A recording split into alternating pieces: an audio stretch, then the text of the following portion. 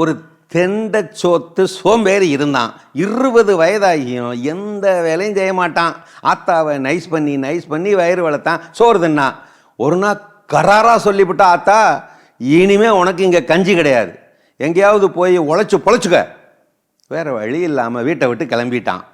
போகிறவங்க வர்றவங்கள்ட்ட எல்லாம் வேலை கேட்டான். இவனை பற்றி தான் எல்லாத்துக்கும் தெரியுமே, யார் வேலை கொடுப்பா? யாருமே கொடுக்கல.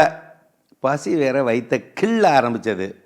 பசியோட போகிற வழியில் ஒரு புதருக்குள்ள ஓனை ஒன்று பார்த்தான். அதுக்கிட்ட வேலை கேட்டான். கம்முன்னு பார்த்துச்சு. தலையை திருப்பி தலையை ஆட்டி கெஞ்சி வேலை கேட்டான்.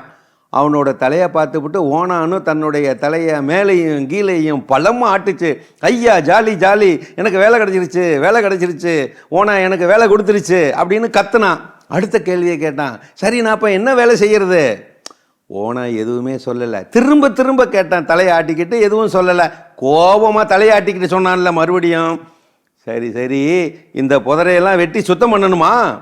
ஓனா பலமாக தலையாட்டிச்சு. ஓனா வேலையை கொடுத்துருச்சுன்னு நினச்சிக்கிட்டு அந்த புதரை வெட்டி சுத்தம் பண்ணுனா. பொது சேவையில் ஈடுபட்ட அந்த சோம்பேறியை பார்த்து ஊரே மெச்சு பிடிச்சு. வேலையெல்லாம் முடிச்சு அந்த புதரை கொளுத்த போகிறப்பத்தான் பார்த்தான், உள்ள ஒரு மஞ்சப்பை கிடந்துச்சு.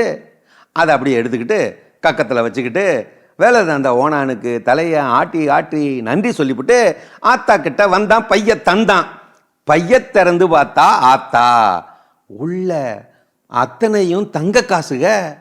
அவ்வளவு தங்க காசையும் பார்த்த ஆத்தா அந்த முன்னாள் சோம்பேறி பிள்ளைய மெச்சுன்னு மெச்சு விட்டா.